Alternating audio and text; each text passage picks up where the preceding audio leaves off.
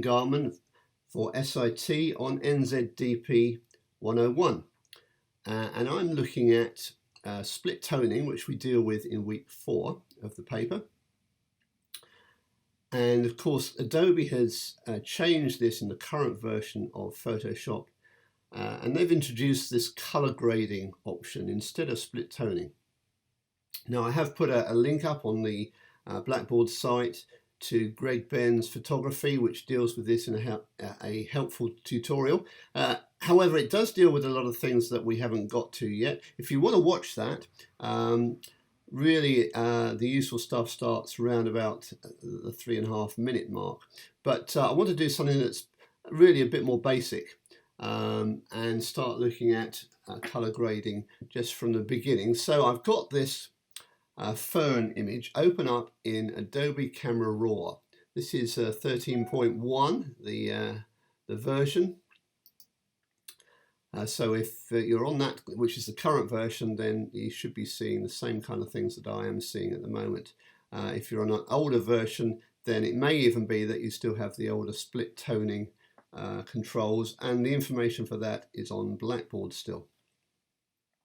So here in Camera Raw, under the palettes on the right, we've got this new color grading function.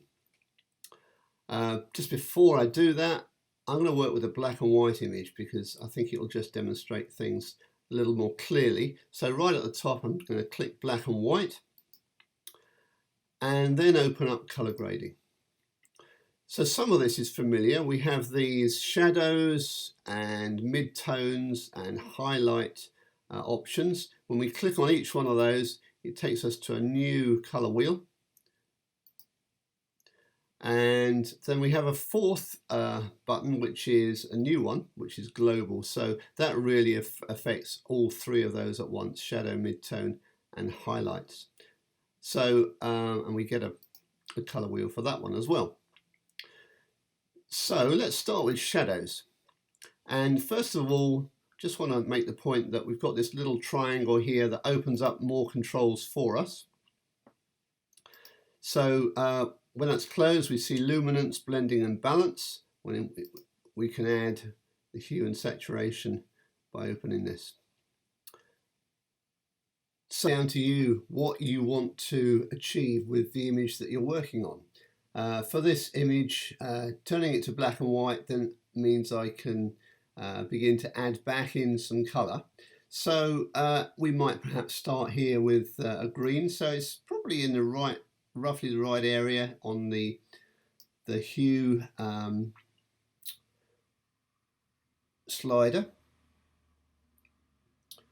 Saturation, when we increase that, we begin to start to see the color subtly to begin with come in. So I might want to set it somewhere in the middle. So remember, we're just working with the shadows at the moment.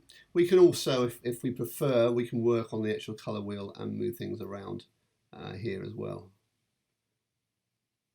But we'll set it back to there, and again backwards and forwards. So then we have luminance, and this really is about the brightness of the colors that we see.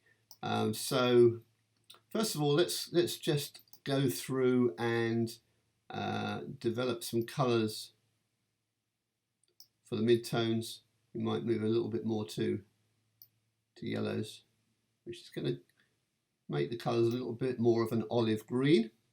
And we'll go to highlights, and again I'm going to stay in the yellows and increase that with the saturation. So one point to make up here is that we've got an eyeball icon which enables us to switch on and off. What I'm doing is I'm clicking and holding the mouse down to do that. We can then view the changes that we've made. We can do that individually with each individual change that we've made. But one other thing that we can do is click on these 3 dots, and we then see all 3 color wheels together. And although they're actually hidden, when you mouse over these wheels, you'll see an eyeball appears, and we can turn off, for instance, we can turn off the adjustments we made to the shadows and see what sort of effect that leaves. We've got highlights here and midtones at the top. So that gives us great flexibility with adjusting each edit that we've made. We've got the sliders at the bottom of each of these as well.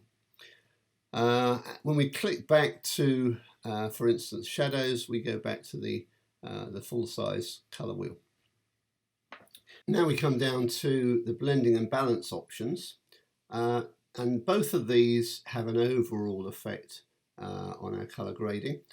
Blending is how much color values are mixed or feathered together. So if we have blending set at 0, we're going to, although it's a subtle effect, we will have a harsher effect at 0 than at 100. So we're seeing colors blended in much more at the top end of the scale. Let's set that back in the center. For the balance slider moves the color editing up or down the color range. So have a play with those sliders on your own images. And this really is a basic introduction to what used to be split toning, now is color grading. And you'll find a bit more detail on the Greg Ben's photography link